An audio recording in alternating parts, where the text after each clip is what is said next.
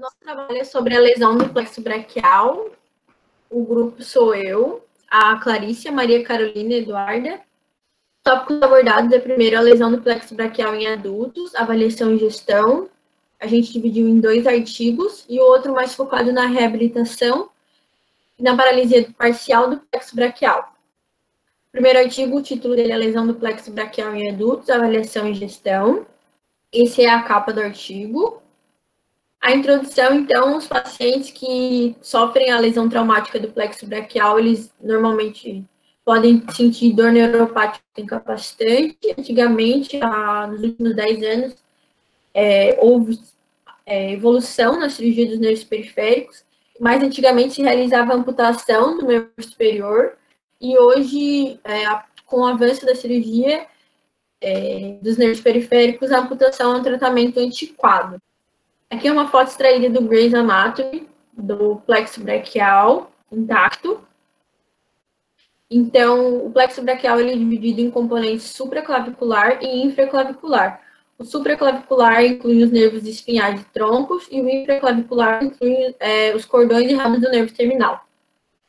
2 nervos terminais emergem ao nível das raízes espinhais, que são apontados em vermelho, que é o nervo dorsal da escápula e o nervo torácico longo. Aqui temos as ramificações de C5, C6, C7, C8 e T1 aproximadas do plexo braquial, e tem várias ramificações, e a compressão dessas raízes nervosas produz alterações motoras sensitivas que vão se manifestar na nossa pele, na região cutânea. Então, é dividido em 5 segmentos: os nervos espinhais, troncos, divisões, cordões e ramos terminais. Aqui a gente tem uma foto dos achados comuns na avulsão total da raiz, lesão traumática do plexo braquial, dividida em 5 fotos. Na foto 1, a gente tem uma atrofia significativa do braço, do antebraço e dos músculos da mão, são observados na foto A. Na foto B, a gente tem uma foto lateral, que é uma atrofia dos músculos supraespinhal, infraespinhal, paraescapular do lado esquerdo. Na foto D, a gente tem a síndrome de Horner, que é a paralisia oculosimpática. E na foto E, a gente tem a fratura do processo transverso, que ocasionou a lesão traumática do plexo braquial.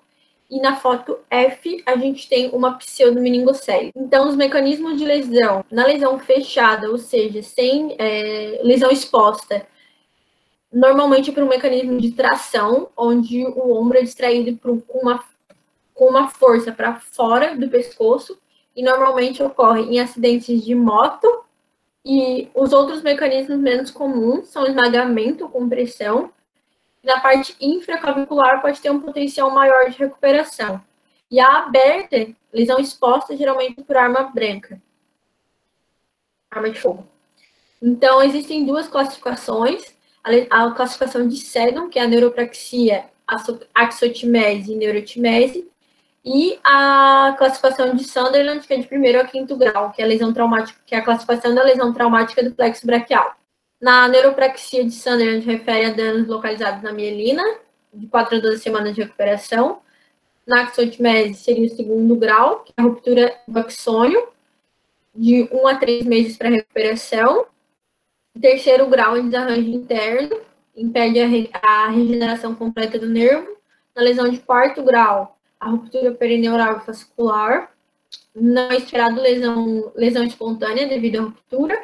E na neurotimese, a lesão de 5º grau refere à transecção completa do nervo, então a intervenção cirúrgica obrigatória.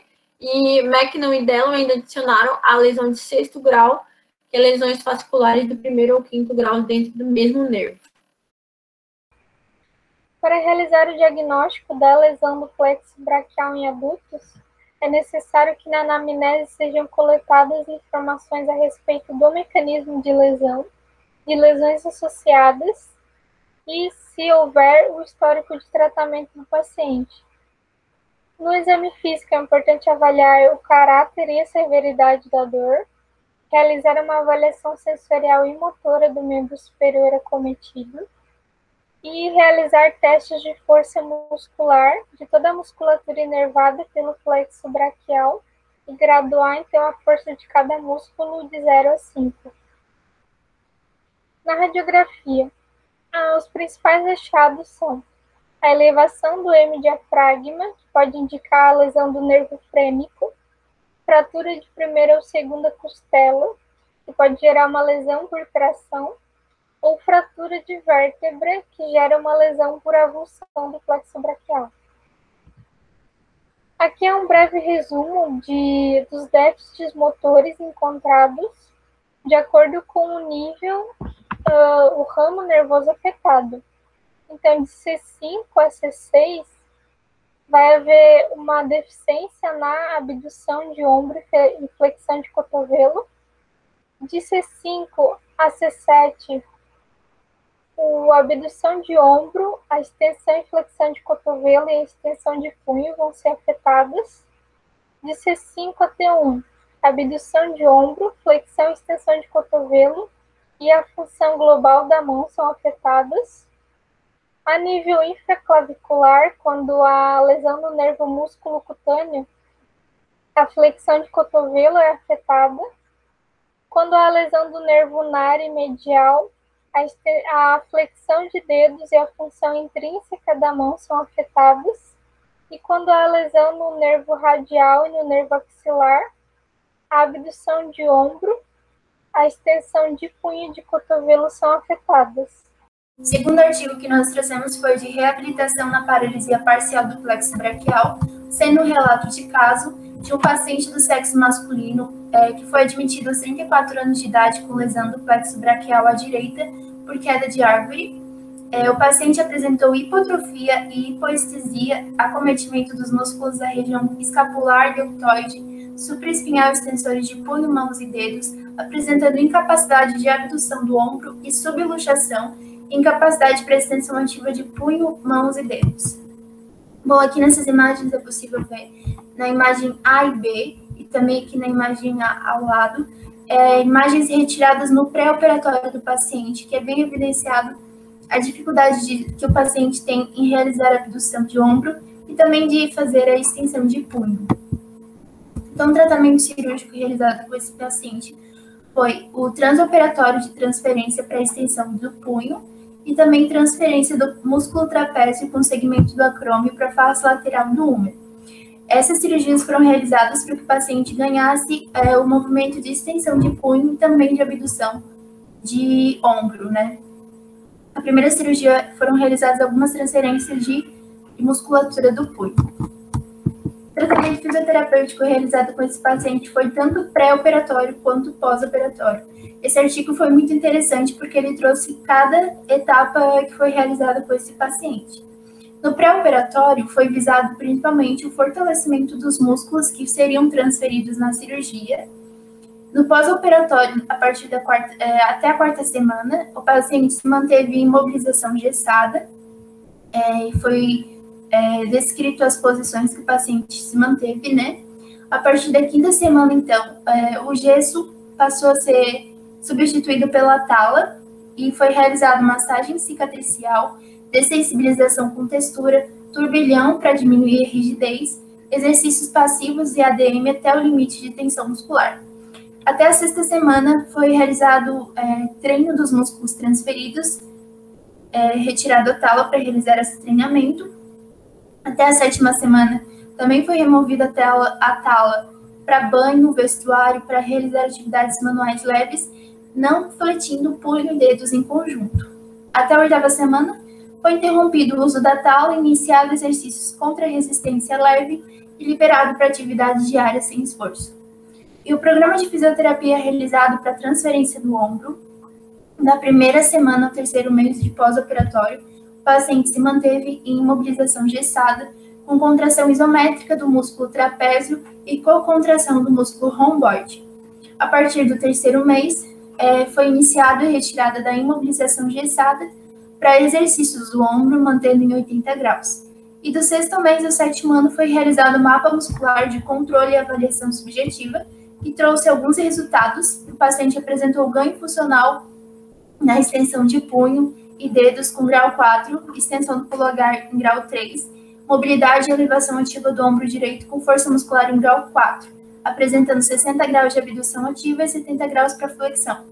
O resultado funcional, então, foi satisfatório e o paciente considerado reabilitado, independente para a realização de atividade de vida diária e trabalho. Então, sobre a discussão.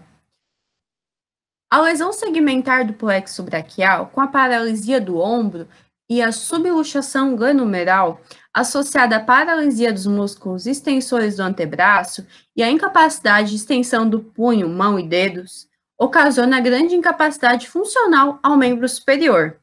Lesões do plexo braquial que acometem a C5 e também a C6, elas vão apresentar resultados pobres após a reconstrução nervosa, seja com enxerto ou procedimentos de transferência do nervo.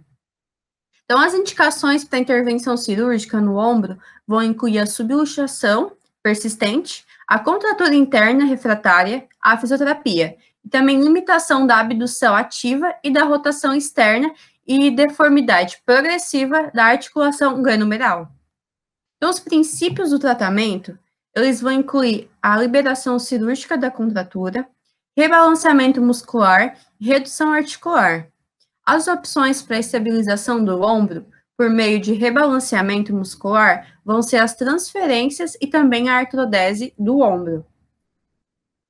Então, a técnica de Bateman utiliza o músculo trapézio para estabilizar e restaurar a função ativa do ombro, com os relatos de resultados funcionais variáveis. O ganho de abdução de 70 a 90 graus com a recuperação funcional e também vai ter uma melhora subjetiva. E os pré-requisitos para transferência são a abdução passiva do ombro em 80 graus e entendimento do paciente quanto ao prolongado tempo de imobilização e condições pré-operatórias da articulação glenomeral. Então, quando não se consegue obter esses pré-requisitos, vão ter a opção da artrodese do ombro em posição funcional, com maior morbidade, e também ela vai ser considerada como opção final. Nas transferências para a correção da paralisia tríplice do nervo radial, vão ser reportados bons resultados com a transferência preconizada, e obtendo-se excelente ganho funcional, atentando-se, então, para a avaliação e também o treino pré-operatórios, a linha de tração dos músculos, tensão na sutura e a imobilização.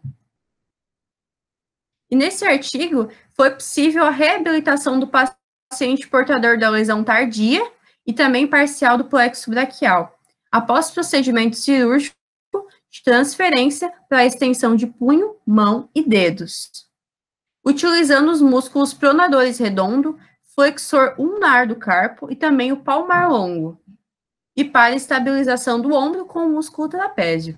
Então, os pontos principais para o sucesso da cirurgia foram o preparo pré-operatório, um treino e também a participação do paciente, a fixação do músculo trapézio ao húmero, a tensão do músculo transferido e a imobilização adequada por tempo prolongado e o programa fisioterápico pós-operatório.